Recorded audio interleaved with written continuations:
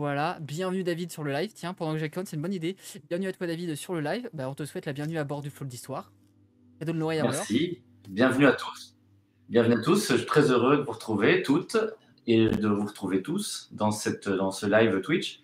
Ce que je disais donc tout à l'heure, c'est que quand j'ai vu le livre L'Icône, expliquer un petit peu. Ah, attention, là voilà la surprise. C'est un roman, c'est On quoi? remonte le livre d'abord de David. Voilà, il en parle. Voilà, montre tout à Ouais. l'heure. Donc Napoléon L'Icône, ouais, je raconte un peu l'histoire de ce livre aux éditions Charmoiset. C'est un ouvrage qui raconte comment l'image de Napoléon s'est diffusée à travers le temps après la mort de l'empereur. C'est-à-dire qu'à partir de 1821, il devient un personnage iconique pour les romantiques, pour les représentations à la fois gravées, sculptées, les peintures, et puis ensuite ça va se développer à travers le temps par le cinéma, par la chanson, par la télévision. Et donc cette icône Napoléon, elle marque les esprits parce que c'est une silhouette, et que cette silhouette, on va en parler peut-être, c'est un élément très important pour l'appréhender et pour le comprendre avec toutes ses complexités, mais aussi toute sa puissance de la silhouette elle-même. Et bien très bien, en parlant de représentation, là on a un super cadeau avec un super message. Merci encore Sybelle Pierre, j'ai envoyé du petit love du coup sur le chat. Petite commande love, attention. Derrière la petite commande love. Commande love. Je vais mettre voilà, petite commande love pour le chat, merci. Voilà, on parlait de livres. Voilà ce qu'on a reçu du coup par Sybelle Pierre. Les femmes pirates, les écumeuses des mers. Alors je ne connais absolument pas, aux éditions Pocket de Marie-Ève Stenut. Des femmes aventureuses, impitoyables et des corsaires en corsage parmi les forbans fabuleux destins féminins au cœur de la flibus. Et tiens, c'est une question intéressante parce que la place de la femme dans la piraterie est très peu traitée. On connaît Marie Reed et Ouais, Anne je Bonny. conseille aussi dans le même esprit. Ouais, Mais dans le même esprit, je conseille le livre de Bruno Fuligny sur les espionnes, sur les ok. femmes espionnes. Et Ah, mais c'est un très bon livre aussi. Donc, voilà, des thèmes comme ça qui méritent d'être creusés, d'être appréhendés, parce que ce sont des sujets qui ont été un peu délaissés, avec tous les a priori qui ont été laissés à travers le temps. Et les femmes espionnes, c'est autre chose que uniquement Matari. Il y a eu des rôles très importants, notamment pendant la Seconde Guerre mondiale, avec leur importance, on se doute bien. et c'est marrant, je sais plus qui on avait parlé de ce livre. On a échangé. Je sais, c'est peut-être toi quand quand on t'ai rencontré du coup à Histoire de lire. Mais Bruno n'était pas loin, Oui, effectivement. On était à proximité. C'est pour ça. je pense qu'on en Ouais. avait discuté un petit peu de ces sujets. Du coup, pour ceux qui connaissent pas la chaîne, pourquoi ce cadeau me touche particulièrement? Parce qu'ici, bien sûr, on est sur un navire et on est sur un navire pirate. Les règles sont faites en hommage du coup aux règles de Bartholomew Roberts qui a été faites en 1721. Les règles du navire pirate qui sont originaires du coup de celles de Henry Morgan, les règles de chasse-partie. Et du coup, on est comme un navire pirate qui écumons les mers à travers l'histoire pour vous partager la connaissance. Et du coup, je suis très content d'en apprendre plus un petit peu sur les femmes pirates. Donc merci beaucoup pour ce super cadeau. Et salut Nicolas, bienvenue à toi sur le chat. Super, très bien. Avant de commencer, peut-être présenter David. Pour nos amis qui ne connaissent peut-être pas David, même si tout le monde connaît bien sur David. David, historien, rédacteur en chef de Napoléon Ier et revue du soutien napoléonien, et directeur des sites patrimoniaux de la ville de Rueil-Malmaison. Il est auteur aussi de plusieurs ouvrages, une quarantaine d'ouvrages, tu m'avais dit en off, sur le Premier Empire et notamment Napoléon. Parmi ses livres, on peut citer L'Insulaire, Les 9 vies de Napoléon, publié aux éditions Le Cerf en 2015. Napoléon, Les Derniers Témoins racontent avec Jean-François Coulon des Arts, édition Le Rocher en 2021. Les 12 morts de Napoléon, on en avait parlé, ça c'est super intéressant. Aux éditions Passé Composé en 2021. Napoléon, empereur de l'île d'Aix, Le Trésor 2021. Chronique des territoires passés aux éditions Passé Composé en 2023. Peut-être rajouter quelque chose sur cette présentation? Non, non, c'est ça. Alors j'ai effectivement une grosse bibliographie concernant le Premier Empire et Napoléon en particulier.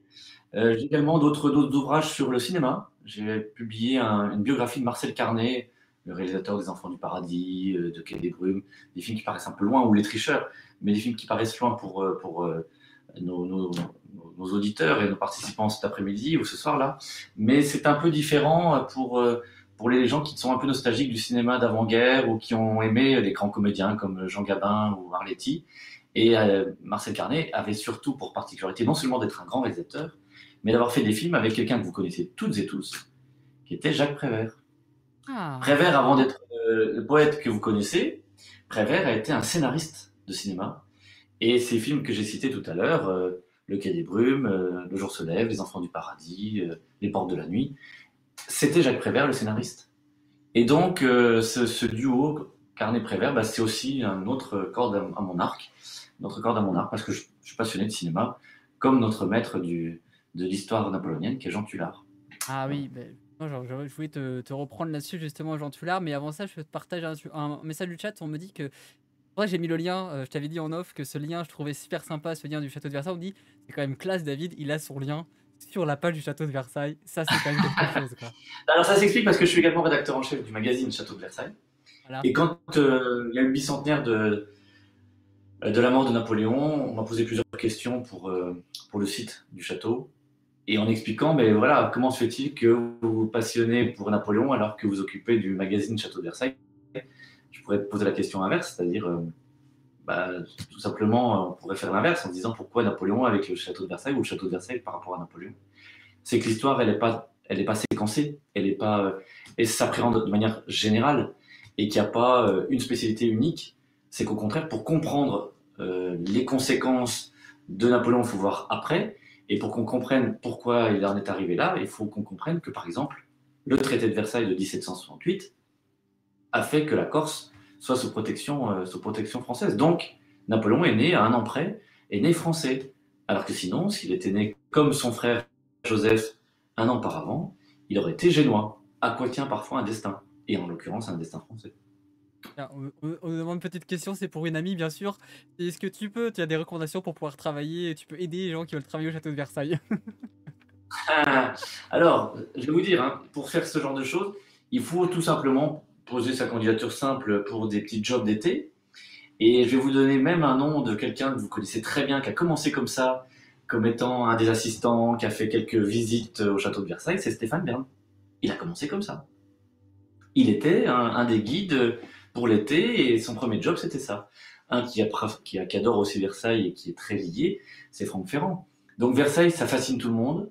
C'est un lieu qui est historique, mais de manière plus large uniquement que les rois de France, parce que c'est devenu, vous le savez encore aujourd'hui, le lieu de rencontre et de réunion du Congrès. C'est-à-dire que lorsque l'Assemblée nationale, avec le Sénat, doivent se réunir pour discuter de questions constitutionnelles, ça se passe au château de Versailles.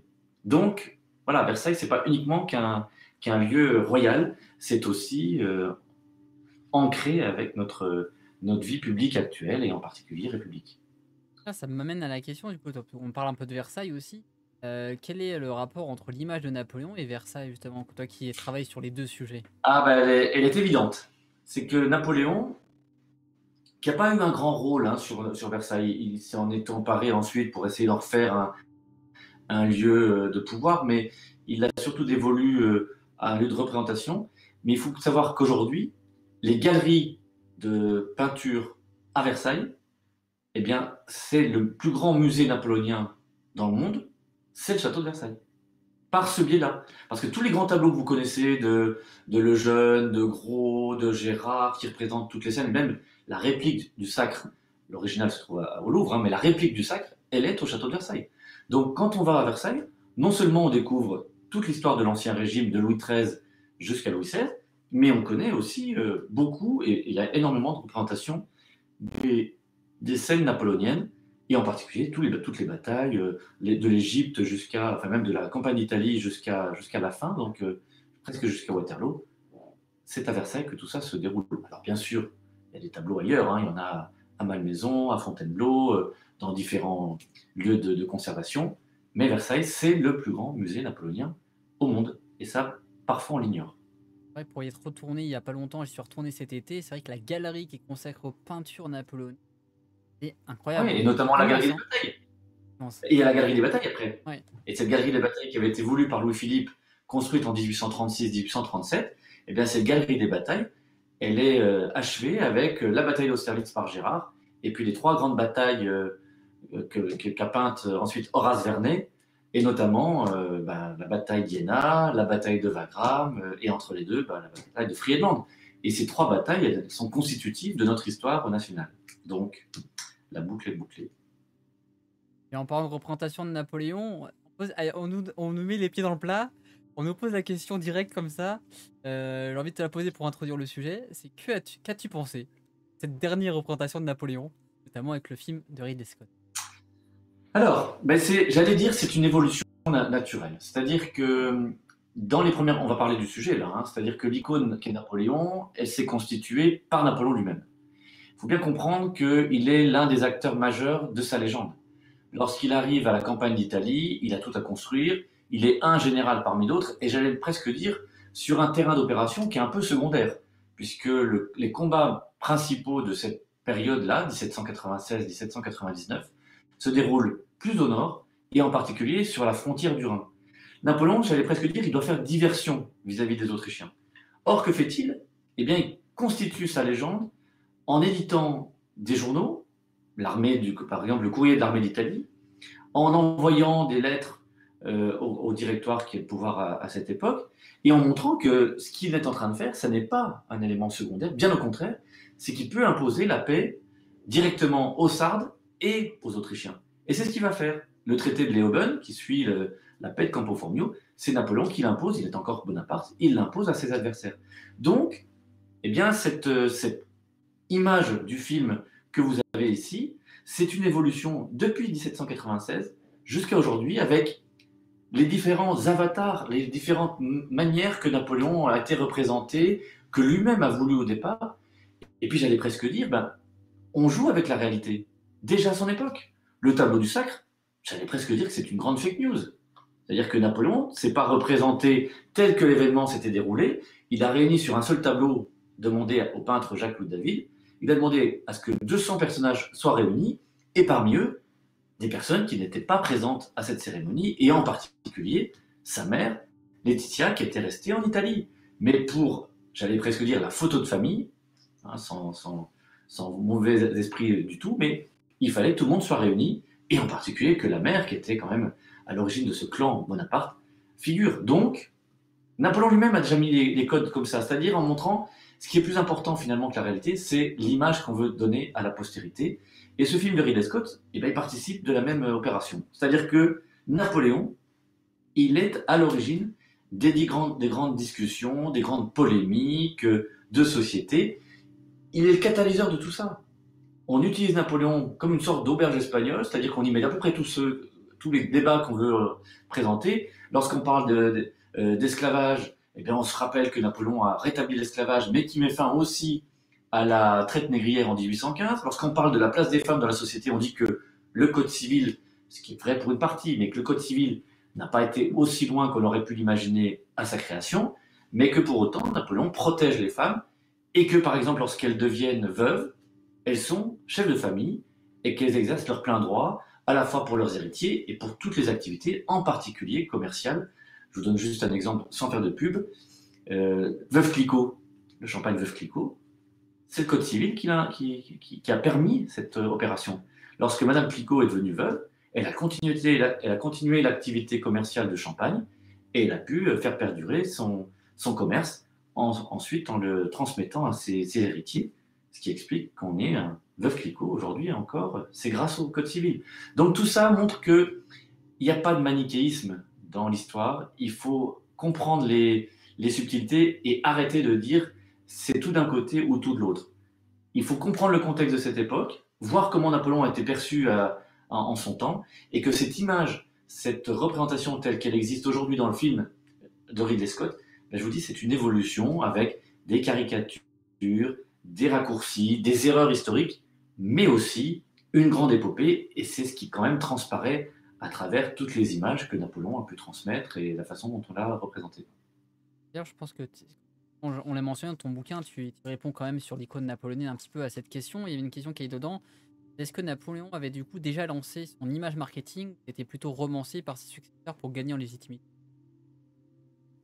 Alors il y a les deux. C'est-à-dire que dans un premier temps, lui-même comprend, parce qu'il a étudié aussi la façon dont les empereurs romains, Louis XIV, par la médaille, par la gravure, par les représentations qu'elles étaient, et puis surtout par le texte, parce que c'est quand même la puissance aussi des mots, il sait qu'il faut des historiographes, il faut de grands auteurs. Son malheur comme ce sera d'ailleurs le cas pour son neveu Napoléon III vis-à-vis de Victor Hugo, le malheur de Napoléon Ier, c'est d'être tombé contre un os, c'est le moins qu'on puisse dire, c'est Chateaubriand, qui était un de ses opposants. Et que Chateaubriand, dans un premier temps, s'est ingénié à taper un peu sur sur le règne et le souverain qui était Napoléon. De la même manière, il avait une opposante très virulente, qui était Madame de Staël. Alors en se battant, à l'époque, hein, c'est un peu l'équivalent, de se battre contre les, les chaînes comme BFM ou CNews ou les radios ou le Twitch, etc. Si vous battez contre l'opinion publique, c'est très compliqué ensuite. Et bien Napoléon a compris qu'il fallait laisser à la postérité des images très fortes, puissantes, de combat, de magnanimité, de persuasion. Il se fait représenter aussi avec ses neveux et nièces. Enfin, il y a aussi une volonté de donner de son règne une image beaucoup plus empathique que ne l'avaient voulu d'autres, et au contraire, parfois, lorsqu'il est sur le champ de bataille, de montrer ce côté tout à fait organisateur, stratège, qui est aussi une de ses marques de fabrique. Donc il l'a voulu, il l'a constitué, et on en est aujourd'hui tout à fait conscient parce qu'on a vu que cette évolution ensuite de Napoléon empereur romain, d'un Napoléon magnanime, d'un empereur qui était représenté sur des statues équestres, etc., pouvait être contrebalancée par des scènes plus intimistes. On sait que par exemple, lorsqu'il est passé le col du Grand Saint-Bernard en 1800 avant la bataille de Marengo, il est représenté sur un cheval cabré par David, et bien 30 ans après, le peintre de la Roche le présente tel qu'il a existé, c'est-à-dire en passant à dos de mulet. Et bien cette scène-là, à partir de 1830-1840, elle était tellement appréciée qu'on a vu en Napoléon un personnage qui était proche du peuple, avec les mêmes habitudes, et que cette humanité-là pouvait aussi garantir et contribuer à sa légende. C'est ce qui est arrivé, et d'une certaine manière, il a montré tous ces aspects humains, avec les bons et les mauvais côtés, mais tous ces aspects humains, ce qui l'a rendu encore plus populaire finalement, ce qui était un peu à l'encontre de ce qu'on imaginait auparavant. On se comprend bien dans tes propos, c'est il a eu un grand travail sur la construction de son image, sur la perception envoyée, parce il avait un certain contrôle sur les médias, sur l'image, sur ce qui était diffusé Oui, il y ou a la pas. censure, hein. Il y a une censure très très efficace et très importante d'ailleurs, qui est exercée sur les journaux, sur la façon dont on. Mais c'est ce que je dis, c'est que à côté de ça, vous ne pouvez pas empêcher ni les oppositions, et elles sont encore plus fortes parce que justement, comme elles sont plus nombreuses, l'écho est encore plus important. Et surtout, il faut voir que lorsque le pouvoir va disparaître et lorsque Napoléon abdique à 2 reprises, en 1814 à Fontainebleau et ensuite en 1815 à l'Élysée, et bien là, ça va avoir un retentissement encore plus fort. C'est pour cette raison que, par exemple, Chateaubriand publie un des Bonaparte et des Bourbons en faisant le parallèle et en montrant que Napoléon est un usurpateur, qu'il est né même, on n'est même pas sûr de sa date de naissance, que c'est peut-être un étranger. Bref, toutes les erreurs colportées se synthétisent dans cet ouvrage, mais finalement, par la persuasion, par le fait d'être prisonnier à Sainte-Hélène, Napoléon va inverser la tendance et va gagner en force, en puissance de persuasion et d'image, ce que les autres avaient tenté de lui dénigrer. C'est aussi souvent un peu le cas. C'est ce que Napoléon avait voulu dans un premier temps, il était un peu l'arroseur arrosé, ça s'est inversé et ensuite il a gagné en devenant l'un des grands personnages de la légende dorée de la nation française. Et du coup, entre cette vision, cette construction, qu'est-ce qu'il en reste aujourd'hui, plus de 200 ans plus tard, de cette image? Comment est perçue l'image de Napoléon? Elle est paradoxale. C'est-à-dire que à trop vouloir chercher à tout contrôler, je le disais, les oppositions ont été notoires et importantes. Il y a eu la caricature. Déjà à l'époque, les caricatures anglaises sont très puissantes. Et pour vous donner juste un exemple, pour dire ce que ça a d'ailleurs comporté, on a tous en tête un Napoléon petit. On s'imagine quelqu'un qui fait 1,50 m, etc. C'est faux. Mais ça, c'est lié justement à la caricature anglaise qui le représente, Lilliputien, au milieu d'un monde où les géants que sont les rois, et en particulier les rois d'Angleterre, voient un Napoléon tout petit qui essaie de gratter leurs bottes. Cette image est restée dans les consciences. Il faut dire aussi qu'en réalité, Napoléon est entouré de grenadiers à pied avec leur fameux bonnet d'ours, et que lorsqu'on fait 1,68 m, ce qui était son cas, vis-à-vis des grands grenadiers à pied avec le bonnet d'ours qui font à peu près 2 mètres, forcément vous paraissez tous petits. Or, qu'assiste-t-on et que voit-on dans les statistiques de l'époque? Les Français, à l'époque de Napoléon, la moyenne de la taille des Français hommes, c'est 1,64 m. Donc Napoléon est plus grand que la moyenne.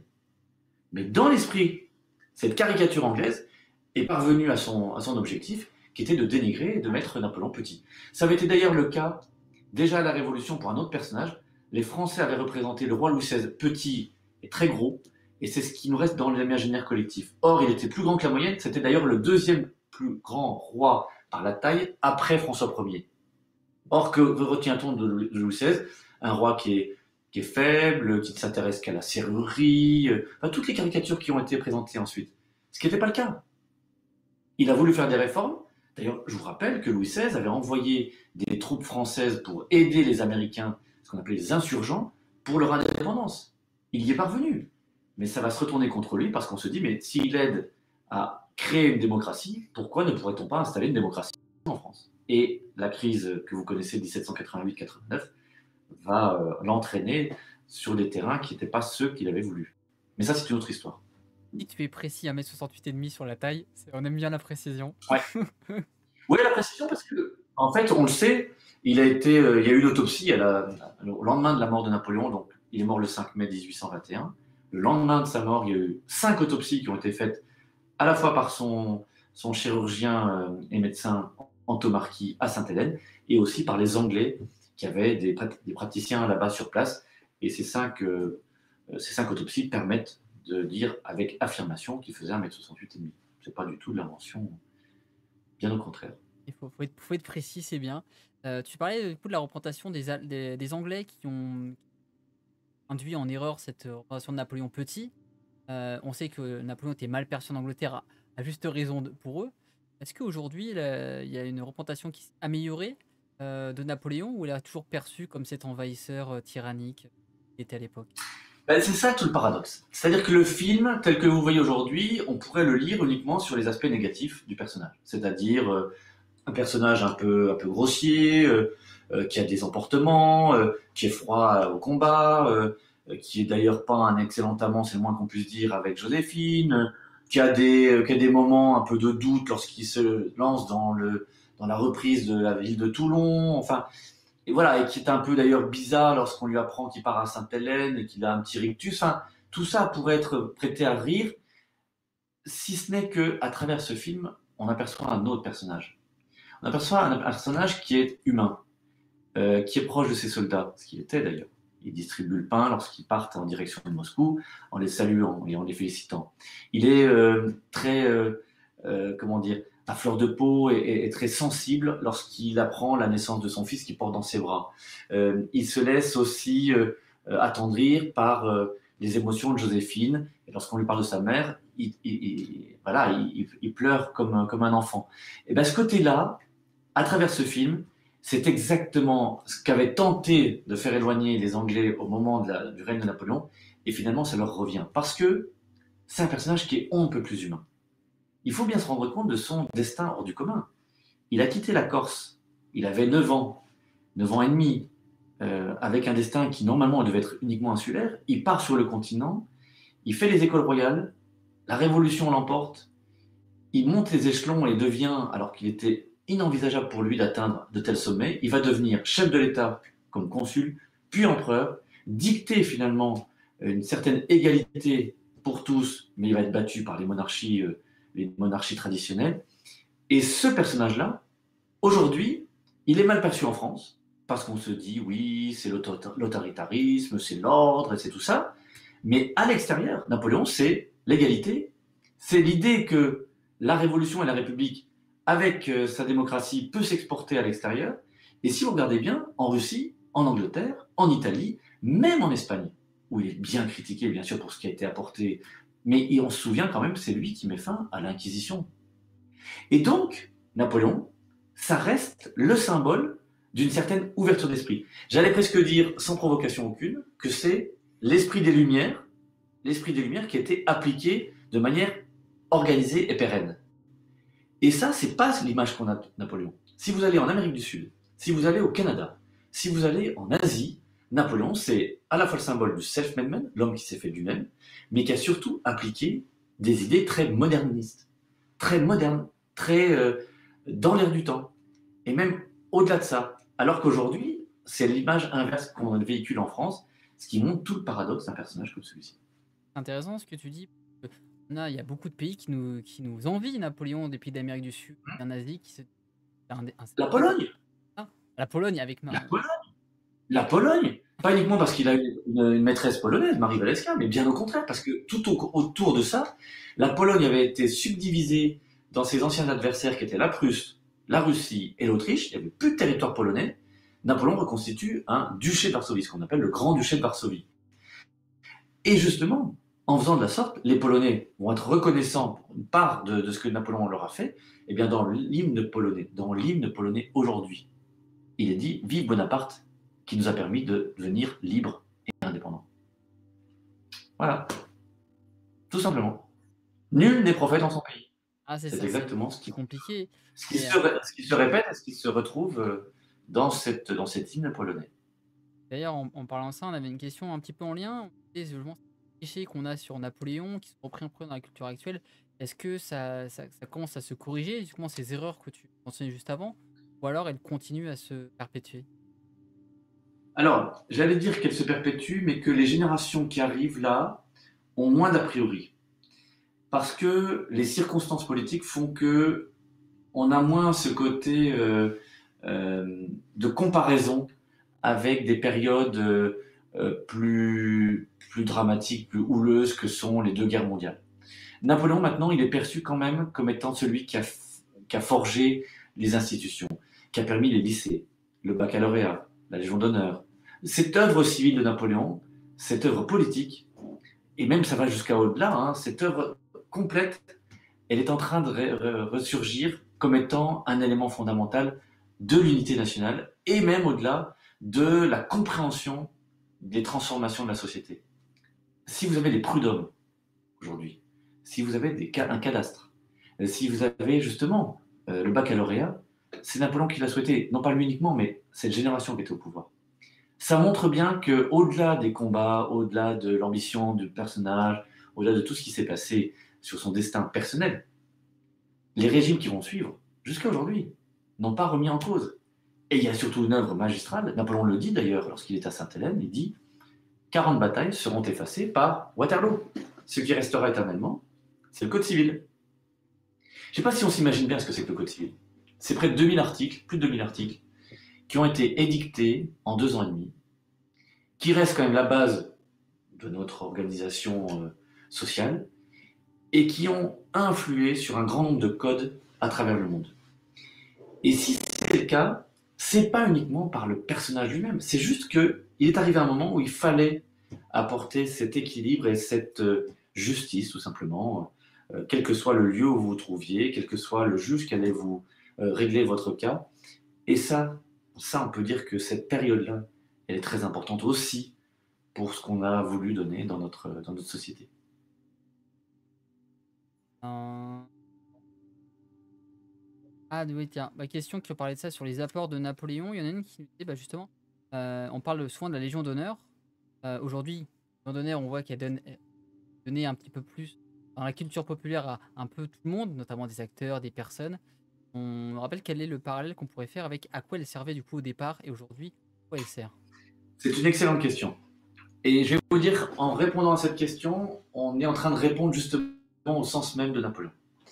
À son époque, dès le départ, la Légion d'honneur, elle est destinée à la fois aux militaires, ce que tout le monde imagine, mais aussi aux civils.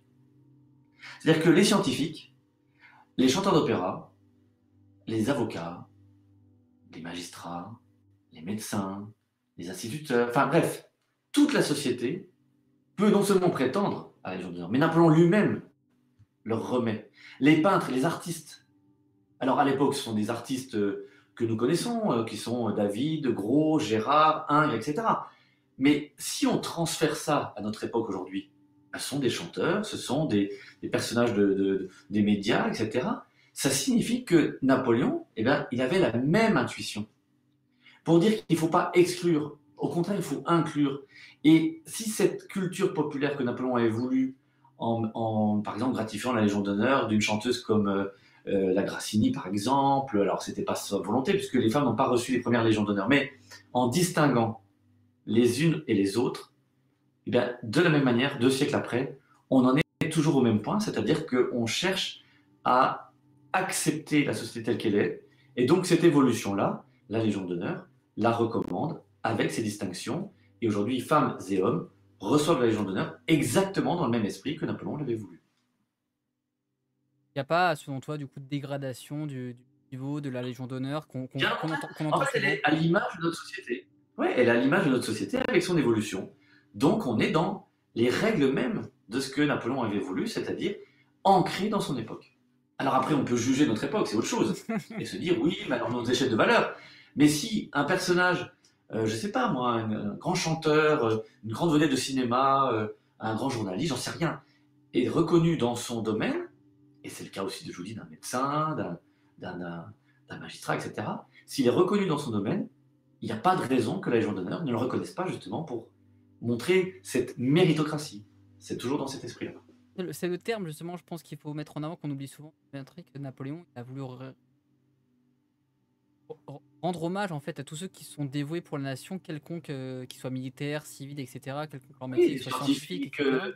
voilà, c'est exactement ça, des grands chercheurs, des archéologues, des historiens, et regardez juste un exemple, quand il est parti en Égypte, il y a une expédition militaire, qui est celle de couper la route des Indes aux Anglais, d'essayer de reprendre la terre des pharaons, mais parallèlement, il part avec 167 savants qui vont découvrir à la fois l'archéologie, les hiéroglyphes, on le sait avec ensuite Champollion plus tard, mais on va faire avec des travaux, avec Comté, par exemple, l'inventeur du crayon que vous connaissez. On va faire des travaux de découverte aussi de la faune, de la flore, de la biologie, de plein de choses. Et tout ça va permettre de redécouvrir euh, l'Égypte et le temps à la fois pharaonique, mais aussi de la période actuelle, donc des contemporains de Napoléon. Et donc, on va avoir une formidable étude complète d'un pays, et ça va donner naissance à l'égyptomanie. Si vous lisez des romans sur l'Égypte, si vous regardez des documentaires, si vous vous passionnez pour des grandes expositions sur Ramsès, sur Toutankhamon, ça vient de cette époque-là. Parce qu'entre-temps, ben, ça n'avait pas disparu, mais il n'y avait pas ce phénomène. On avait de part et d'autre, oui, mais là, ça a été une redécouverte complète des codes, des appréhensions, et donc tout ça a été permis grâce à cette expédition de Bonaparte. C'est très intéressant, ton avis qu'on a sur la question. Justement, l'honneur est souvent décrit un peu dans la culture populaire, et là, on remet en sens que s'adapte justement à son niveau. Et même, tu parlais d'égyptologie, hein, c'est vraiment égyptomanie. C'était vraiment devenu la mode à cette époque-là aussi. Ça montre toute l'importance Complètement. qu'avait Napoléon, qu'il a voulu mettre sur la culture, sur les sciences. Il était même à l'Académie des sciences. Enfin, c'était un Hmm. personnage qui a Il voulu était, mettre en alors, avant ouais, ça. il était dans la section mathématiques. Ouais, il était dans la section mathématiques. Il a été reçu en 1797. Et ça montre bien un esprit à la fois curieux dans son époque, et surtout parce que c'était un esprit scientifique important, ce qui peut s'expliquer aussi. Quand on est artilleur, ça peut servir de savoir faire des calculs. C'est Mais ça. au-delà de ça, c'est-à-dire que c'était un esprit comment dire, scientifique et théorique aussi, au-delà du caractère pratique qui était le sien lorsqu'il était sur un champ de bataille. Ça amène du coup on voit sur cette importance un petit peu qu'il y a eu sur la culture, la société civile. Toi, tu juges l'importance, l'apport de Napoléon sur la France. Ben, elle est considérable parce qu'il y a les circonstances. On est juste après la Révolution, il y a quasiment tout à construire. Euh, le pays se cherche depuis la terreur, le directoire qui prend la suite est dans un moment un peu instable, à la fois économiquement, parce que ça va être ensuite l'instauration de ce qu'on va appeler le tiers consolidé, c'est-à-dire une banqueroute des deux tiers des finances, donc ça va être un moment dramatique pour les Français. Et Napoléon va apporter à son arrivée trois choses importantes. Tout d'abord, la confiance dans l'État. C'est-à-dire qu'il va créer une institution qui manquait à la France, ça paraît évident, mais aujourd'hui, la Banque de France, avec une monnaie stable, le franc, qu'on appelle franc germinal, parce que il était instauré au moment de Germinal, Germinal qui était un des mois du calendrier républicain de l'époque. Donc ce franc, il va être stable jusqu'après 14-18. Je ne sais pas si on imagine, c'est-à-dire que c'est une stabilité et une convertibilité avec la monnaie en or, qui est donc une stabilité, c'est-à-dire que tout le monde peut avoir confiance dans l'État en se disant je peux mettre mes économies. Ça, c'est la première chose. La deuxième, c'est qu'il met en place un système de pacification générale. La France, depuis toujours, enfin je veux dire, on a l'impression que c'est uniquement la Révolution, mais non. Depuis la guerre de 100 ans, ça s'est continué, même François Ier a continué à faire des querelles avec l'Empire, Saint-Empire romain germanique avec Charles Quint. Louis XIV, n'en parlons pas. Louis XV, c'est la guerre de 7 ans. Louis XVI, on en a parlé tout à l'heure. Donc, les guerres sont perpétuelles. On n'arrête pas de se battre entre Européens pour montrer qu'il y a la prééminence sur les autres. Napoléon ne va pas faire autre chose que défendre un territoire et essayer de montrer que la France a son importance malgré le choix qui a été le sien de devenir un État républicain. D'ailleurs, un élément, c'est toujours dans cette deuxième perspective. Il va faire la paix donc avec les Américains, les Autrichiens, les Anglais, les Russes, etc., etc. Le paradoxe, c'est qu'en 1804, lorsqu'il proclame l'Empire, tout le monde se dit, tiens, bizarre, un général républicain qui fait un empire. La Constitution, elle est très claire. La Constitution de l'an 12, elle explique, article 1er, un empire français est consacré, son premier titulaire est Napoléon Bonaparte, qui prend le titre d'empereur des Français, donc la République française est confiée à un empereur. C'est paradoxal, non? Pour des gens qui étaient pétris de culture classique dans l'Empire romain, après la République vient le temps du consulat, c'est les consuls, et après le consulat, c'est l'Empire. C'est-à-dire qu'on installe sur un régime fort et avec des institutions entre guillemets monarchiques, un système qui pouvait être instable parce que les républiques, parfois, elles peuvent être attaquées de toutes parts. Ce qui était le cas de la République française, donc on va créer des républiques sœurs dans un premier temps et ensuite des monarchies pour entourer et protéger la France, ce que Napoléon va faire en installant ses frères et sœurs sur les différents royaumes environnants de la France. Ça, c'est le deuxième aspect. Donc, on va dire économie et confiance. Deuxième, des éléments de protection et de pacification. Et la troisième, une certaine gloire nationale. Alors, c'est différent parce que c'est difficile à palper et à concevoir, mais la France était quand même brinque-ballée entre toutes pièces. Il y avait des gens qui avaient émigré au moment de la Révolution. Et bien, ce qu'il fait, parce qu'il est corse, il impose aux Français de tradition de leur dire, mais que vous ayez des origines et un héritage plutôt d'ancien régime ou plutôt républicain, on peut travailler ensemble de concert. Et c'est ce qu'il fait. Il met ensemble dans les institutions, dans ses ministères, dans ces éléments importants que sont par exemple les préfectures, à des postes donc clés, il met des gens qui viennent justement des deux horizons en disant on peut travailler ensemble. Qu'est-ce que c'est que la Ve République encore aujourd'hui? C'est la même chose. C'est une forme un peu monarchique avec une institution républicaine qui est installée. De Gaulle n'a pas fait autre chose. Il a fait une forme de consulat, ce qu'avait voulu Napoléon, même jusqu'au début de l'Empire. Donc, c'est notre façon de travailler. On n'est pas dans les oppositions constantes, on essaie de trouver un compromis, à la fois parlementaire et institutionnel. Ben, c'est ce que Napoléon avait voulu. C'est ça qui est fou quand on pense Cinquième République, c'est bien inspiré quand même de ce qui s'était fait avant, hein. De Gaulle s'est beaucoup inspiré. Et moi, la question que j'avais sur ça, si on parle de la culture un petit peu, de la représentation de Napoléon, c'est quel rôle a joué du coup l'image de Napoléon pour créer ces institutions et pour les faire perdurer? C'est un rôle assez paradoxal toujours, parce que il vient lui-même de l'Ancien Régime, il a appris que tout cela était assez structuré, et donc il remet déjà en ordre. Donc on pourrait le dire un peu conservateur. Et à la fois, il cherche à rétablir une confiance républicaine qui était mise à mal par la terreur. Donc en jouant des deux registres, il se fait accepter à la fois par les monarchistes, qui reviennent sous le consulat, il met fin à la loi d'exil et d'émigration, et il se fait aussi accepter par les républicains en disant mais moi aussi je suis un général républicain. Ce qu'on a fait au pont d'Arcole, ce qu'on a fait en Égypte, qu'on a fait même à Marengo, tout ça c'est dans la même continuité. Donc il parvient à faire la synthèse. Après ça va être plus compliqué parce que les défaites, les oppositions vont reprendre un peu de la vigueur, mais parce que Napoléon se crispe aussi.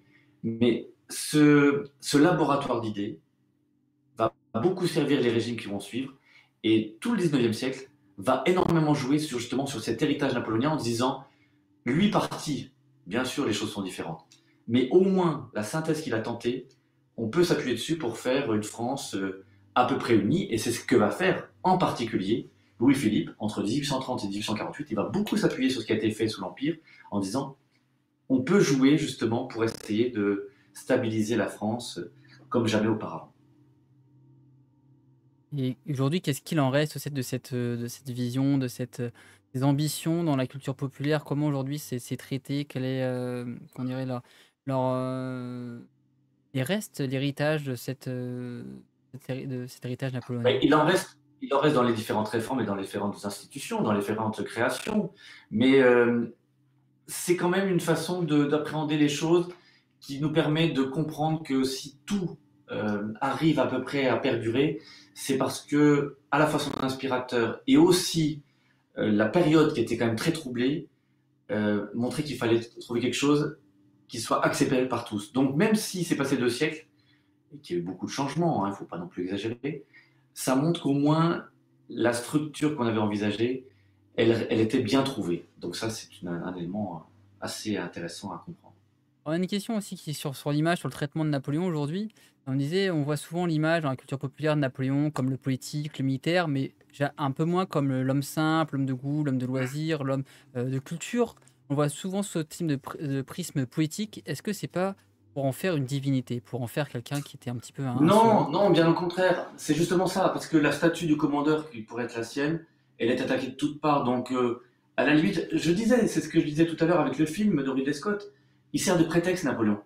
C'est-à-dire que par ce personnage-là, on peut avoir des débats très contradictoires et il reste encore très actuel. Il n'y a pas un autre personnage dans l'histoire de France, et même au-delà, qui permet ce genre de choses. Parce qu'il parle à tous, parce qu'il était représenté près de 1000 fois au cinéma, parce que c'est une période d'instabilité et aussi de rencontre des peuples entre eux.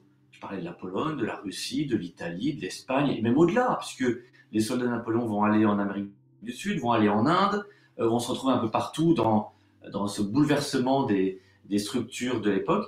Et donc, ça touche quasiment tout le monde par le code civil, par tout ce qui a été mis en place. Donc, eh ben, je crois que c'est une question qui est un peu posée par ce qu'on est en train de dire, c'est-à-dire ce qu'il est primordial de savoir sur la représentation de Napoléon, c'est qu'elle parle à tous, quelle que soit notre culture et quel que soit le lieu dans lequel nous nous trouvons. On nous dit ça en vient plus en une image plutôt qu'un être humain, Napoléon. Ben, forcément, pourquoi? Et là, c'est la réponse essentielle, c'est que Napoléon, c'est un des derniers grands personnages de l'histoire à pas avoir connu la photographie. S'il avait connu la photo, il n'y aurait pas ce mystère qui est lié à ce personnage. Parce qu'on ne le connaît qu'à travers les représentations qui ont été faites de manière indirecte par les peintres, les sculpteurs, les graveurs, etc. S'il y avait eu la photo, la réalité crue aurait été face à nous, il n'y aurait pas de mystère de Napoléon puisqu'on l'aurait vu tel qu'il était, et j'allais presque dire dans ses attitudes, dans sa façon d'être, dans la perception des personnes autour, elle aurait été totalement différente. Là, ça n'est que par témoignage indirect. Donc, il reste un élément. Il nous paraît très éloigné à cause de ça. Et à la fois, ça fait que 7 ou 8 générations. Donc, c'est pas si loin que ça. Mais tout ça nous paraît assez étrange et on joue sur les deux tableaux du passé et de ce patrimoine. Et du coup, avec parlais justement que justement c'est ça qui est assez paradoxal, c'est que lui il a pas connu la photographie, donc il s'est auto-représenté ou il s'est représenté, il a dicté un petit peu sa représentation pour maîtriser son image. Et qu'en est-il aujourd'hui de la perception qu'on a de Napoléon, par rapport à cette image qu'il s'est créée? Qui est représentée C'est dans une la culture perception, je populaire? te dis, qui est... Ouais, c'est ce que je vous disais, c'est que c'est une perception qui est toujours un peu biaisée par les différentes évolutions qui ont eu lieu. Lorsqu'il y a les guerres mondiales, on utilise Napoléon pour dire c'est un grand défenseur des libertés. Et on l'appelle le grand stratège. Lorsque la paix est ensuite faite, on dit mais c'est un annonciateur des dictatures du XXe siècle. Parce qu'il est gênant. Pourquoi? Parce qu'il a été à son époque un peu le sauveur d'un certain État. C'est le mythe du sauveur en France. On a besoin d'un personnage pour qu'il nettoie les écuries d'Augias, on l'utilise, et lorsqu'on n'a plus besoin de lui, on le jette. C'était le cas aussi de personnages comme Jeanne d'Arc, de personnages comme De Gaulle et d'autres. Clémenceau, pareil. Clémenceau, on se disait, après 14-18, tel grand personnage de l'histoire, on va l'élire président de la République. Or, que se passe-t-il? Au contraire, non seulement il n'est pas élu président de la République, mais il est chassé quasiment du pouvoir. C'était le cas aussi avec Churchill.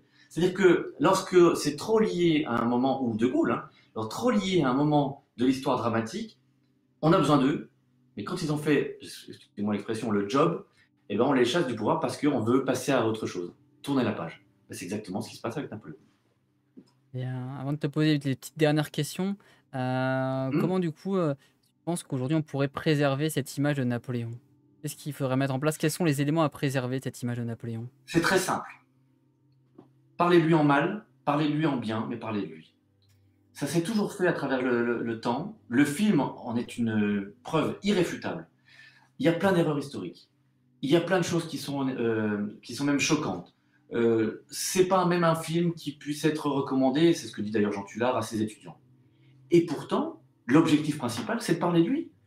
C'est quand même un réalisateur britannique, avec des acteurs américains, avec un budget phénoménal, qui est affiché sur tous les écrans du monde entier, avec des débats sans fin, et on en est encore un exemple ce soir, qui montrent bien que non seulement Napoléon est d'actualité, qui touche tout le monde, et qu'on a tous, quel que soit son avis, justement une perception, soit en bien, soit en mal, mais que ce soit un avis favorable ou pas, il fascine. Ça, c'est le terme générique. Et ben, cette fascination, si on veut la maintenir, c'est justement en étudiant par les archives, par les documents, par l'échange avec les écoles, avec les étudiants, avec toutes les classes de la société et tous les âges, parce que justement, Napoléon parle à tout le monde, quel que soit le lieu où vous vous trouvez. Et c'est ça qui est assez intéressant et passionnant. Alors, juste 2 mots peut-être sur Jean Tullard, parce que Jean Tullard, en grand historien du coup sur Napoléon et qui a fait une petite critique du coup du film de Bonaparte de Ridley Oh, Scott, qui me c'était disait que c'était un film qui faisait pas de distinction entre Bonaparte et Napoléon, qui mettait plus Joséphine en avant que la politique. Peut-être est-ce que tu partages cet avis ou du coup est-ce que, Oui, je le partage. Bah, de toute façon, ce que dit Jean Tullard, c'est quand même souvent une analyse très fine et passionnante. Je la partage et justement, parce que c'est un film, il faut le comprendre aussi comme étant une œuvre de fiction. Ça peut paraître évidemment toujours un peu étrange de dire ça, mais c'est-à-dire que l'histoire au cinéma, c'est un peu un prétexte pour pas traiter toujours de la même manière des films policiers, des trafics de drogue ou ce genre de choses. On se dégage de notre réalité et notre actualité pour se dire comment c'était auparavant. Et par ce biais-là, ben, on touche des débats actuels.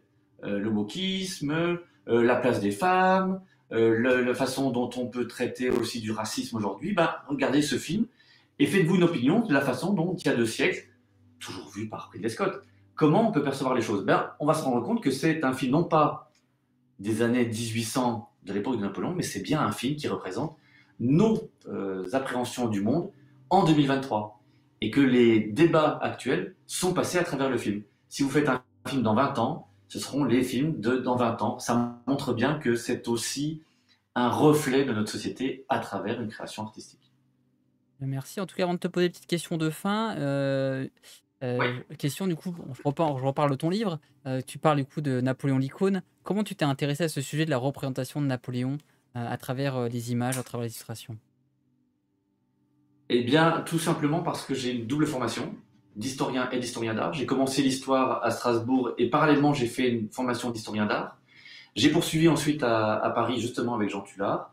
Et ce double intérêt me permet aussi d'analyser non seulement le travail politique, économique, sociétal de cette période-là, mais à travers la peinture, le mobilier, les représentations de manière plus générale, ça permet de comprendre aussi que cette évolution moderne de cette époque, on en retrouve encore des applications encore aujourd'hui, et que tout a commencé vraiment à cette époque par les moyens mis en œuvre, par les politiques j'aime pas le mot de propagande parce que c'est tout de suite 20e siècle, mais de communication politique. Et bien tout ça, ça a débuté à cette époque parce qu'il y avait des moyens considérables, des impressions, le travail par exemple des imageries populaires, tout ça, c'est cette époque-là. Et Napoléon, non seulement en a bénéficié, mais il a aussi été un, il a alimenté cette politique-là avec des moyens considérables.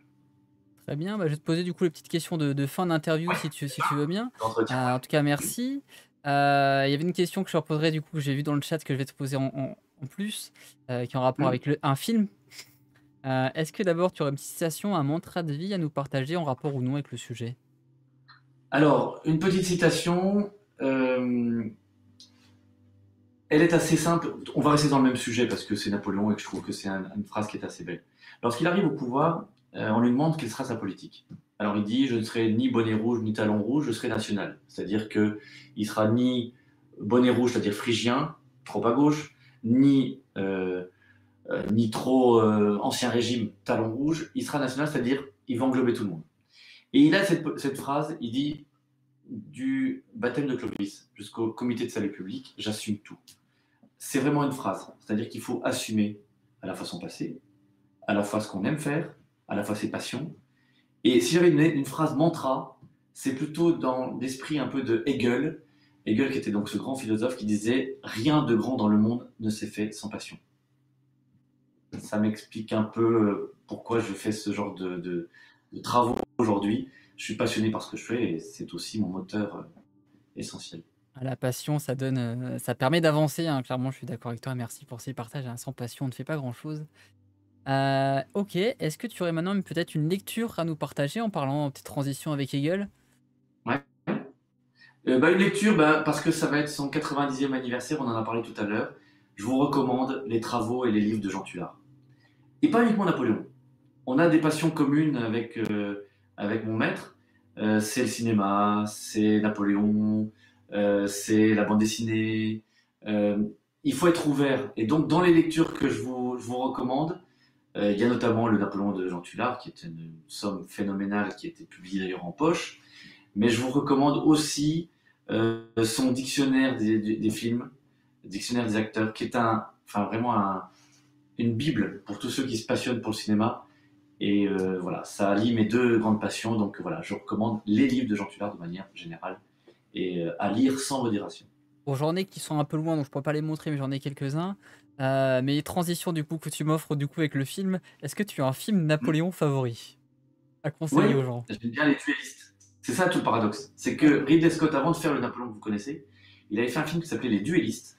C'est deux généraux qui se cherchent querelle pendant toute l'histoire du consulat et l'Empire. Et cette querelle ne va jamais s'arrêter, si ce n'est au moment de la fin de Napoléon, mais je ne vous dis pas la fin.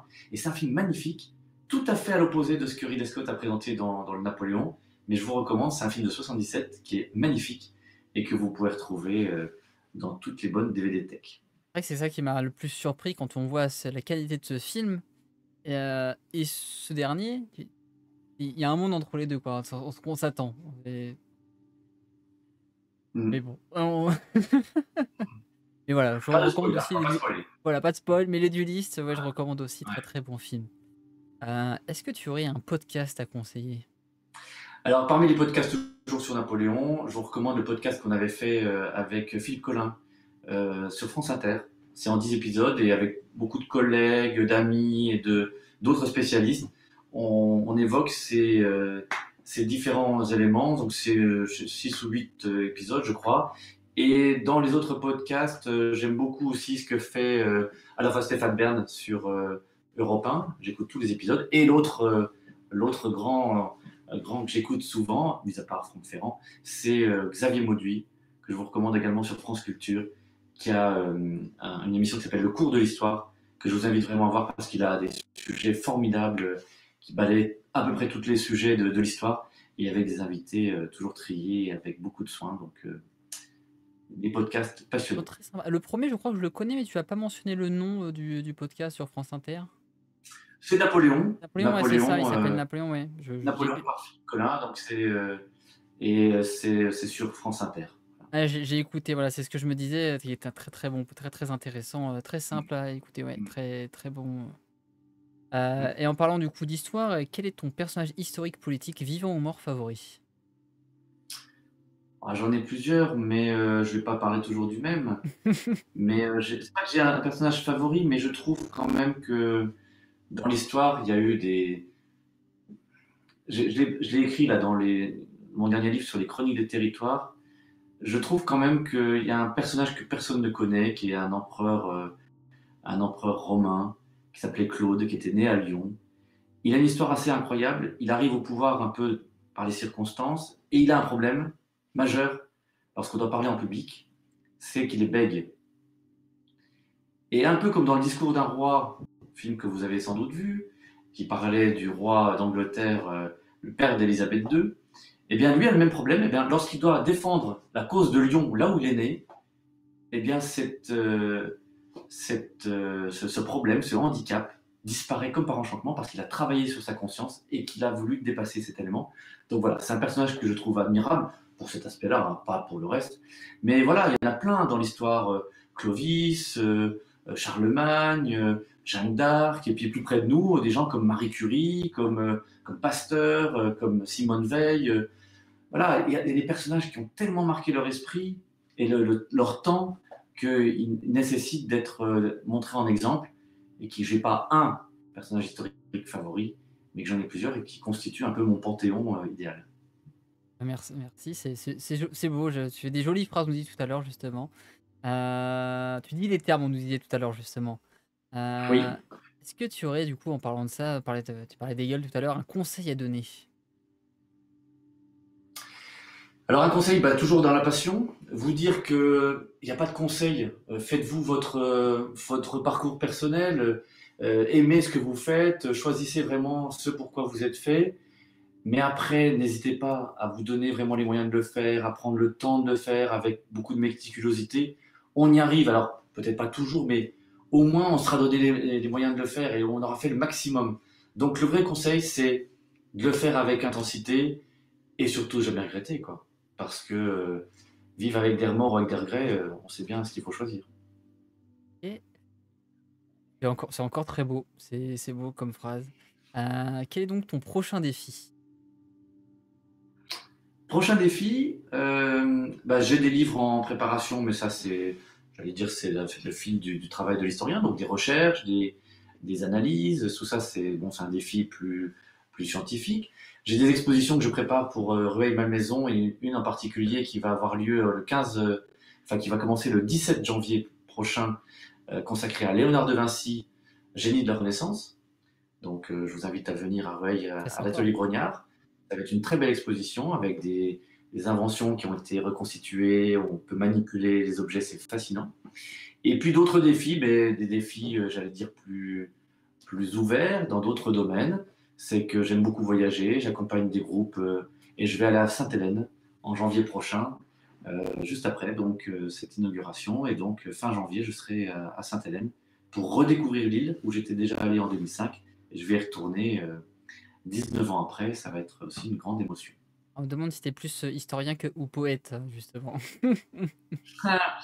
J'ai pas d'âme de poète, si ça plaît, c'est tant mieux, mais vous savez, quand on a été élève de Jean Tullard, qu'on lit des livres tout le temps, ben, on est bercé par une sorte de fascination des mots et des formules, donc on essaie de rendre une certaine grâce à parfois des réalités qui ne se sont pas, donc bah, si ça peut plaire, tant mieux, et donc voilà, j'ai cet intérêt pour la langue et pour la façon dont on peut transmettre les connaissances, historiques ou autres d'ailleurs.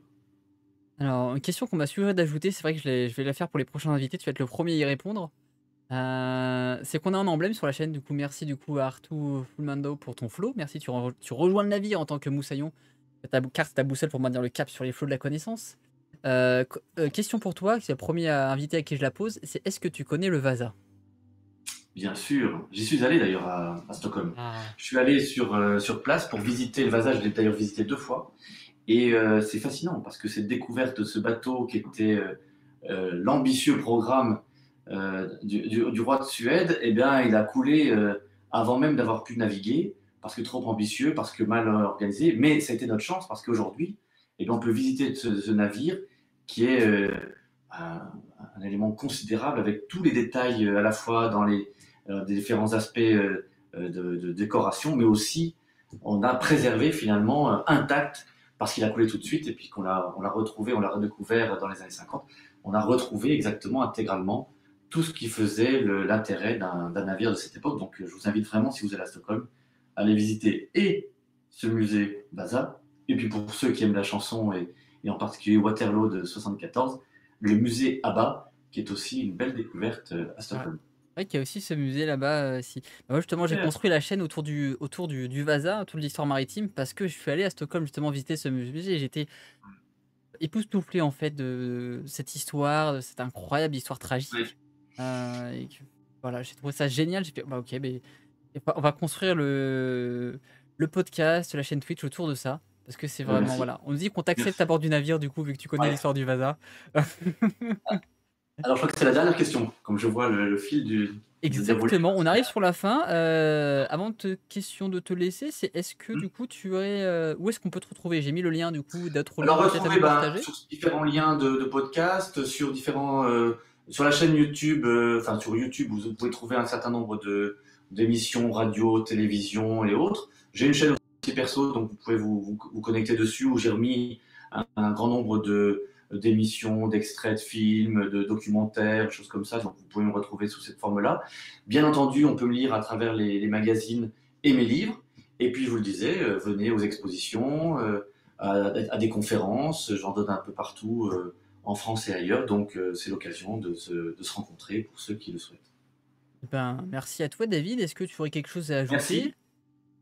Non, si ce n'est que je vous disais, allez au bout de vos idées et puis surtout, n'hésitez pas surtout à échanger comme on le fait là avec la chaîne Twitch, parce que souvent naissent de ces rencontres, de ces échanges, des idées, des enthousiasmes, et c'est à cela qu'il faut s'atteler, c'est-à-dire que même si on a toujours tendance un peu à dénigrer, à se dire que le monde est un peu triste, qu'il y a une sorte de démoralisation de chacun, il y a quand même un espoir et que cette espérance, il faut toujours l'entretenir.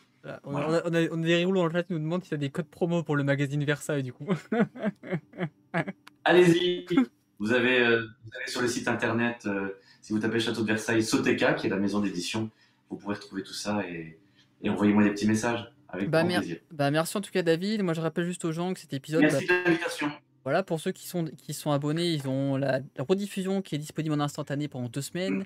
Après, elle sera disponible sur YouTube et sur les versions podcast. Et pour ceux qui sont restés, j'annonce une petite nouvelle. C'est je vous donne rendez-vous le 24 février du coup à 17h30 parce j'ai validé ça juste avant David. On va faire une visite guidée à la maison Léon Blum. Du coup, en live, en Ah, direct bah, bravo. sur Twitch, Félicitations. pour parler de cet incroyable personnage aussi qui est Monsieur Léon Blum, aussi un personnage pas assez connu et que la maison Louloum essaye de mettre en Exact. avant. Et du coup, on a discuté avec eux pour faire une visite guidée du lieu, pour mettre en avant ce personnage. Donc, rendez-vous le 24 février à 17h30. Intéressé pour découvrir ce super Merci personnage. beaucoup. Et Merci de ben, merci à l'invitation. toi, en tout cas, David. Et à Merci à très toi d'avoir échangé bientôt. avec nous. Et puis, je te souhaite une Et très bonne fête agréable à tous. bonne fête à toi et puis une agréable soirée. Et merci. Merci encore pour tout. À bientôt. À bientôt, David.